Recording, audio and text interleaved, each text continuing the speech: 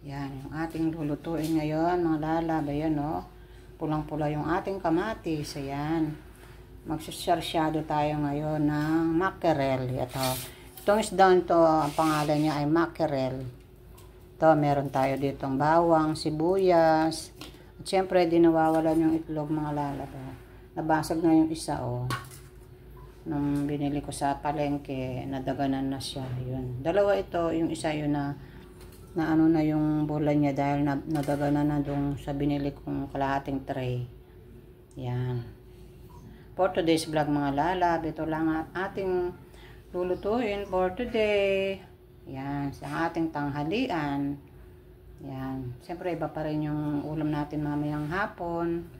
Yung lulutuin lang natin ngayon, yung tanghalian lang ng ating mga estudyante. Diba? Later, mga lalab. Ito yung ating piniritong mackerel. Yan. Lalab, ang bango nila, oh. Nakakagutom. Yung ating mackerel, saka yung ating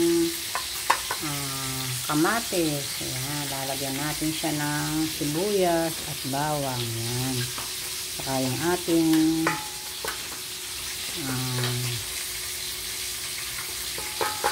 dalawang itlog. Yan, ilalagay natin itong mga lala para magkaroon ng itlog yung ating kamatis. Yan.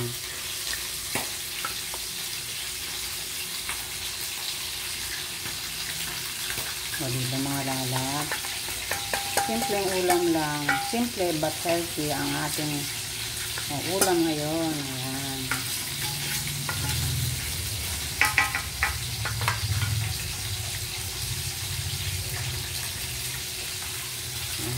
Ating piritong mackerel. Ayan. Masarap ang mackerel na ito, mga lalab. I-try yung ito yung ginagawang sardinas. Yan. Ang bango niya, oh. Pag piniprito, mabango ang isda. Hindi siya malansa. Yan, ating sarsyadong mackerel. Yan. O, luto na kayo, mga lalab. Mura ngayon ang kamatis. Yan. Nasa 35 hanggang 50 na lang ang kilo. Yan. Ating sarsyadong mackerel. O, luto na kayo, mga lalab. Habang mura yung kamatis. Ayan. Sa Tianggyu lang kayo bumili kasi mas mura.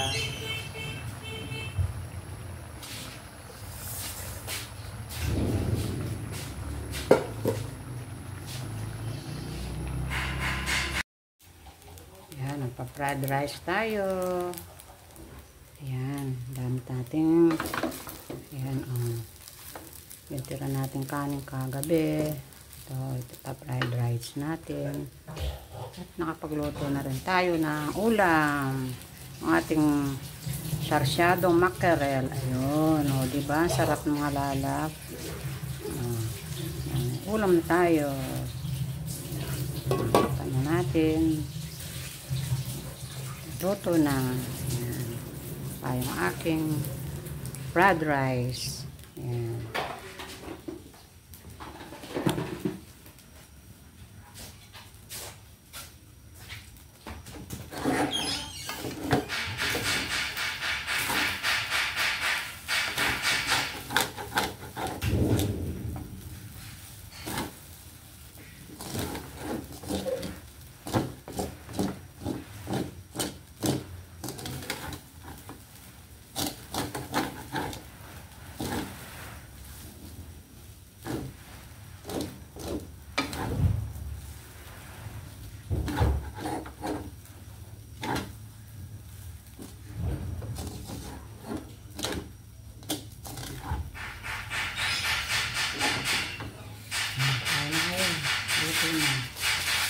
Ating fried rice.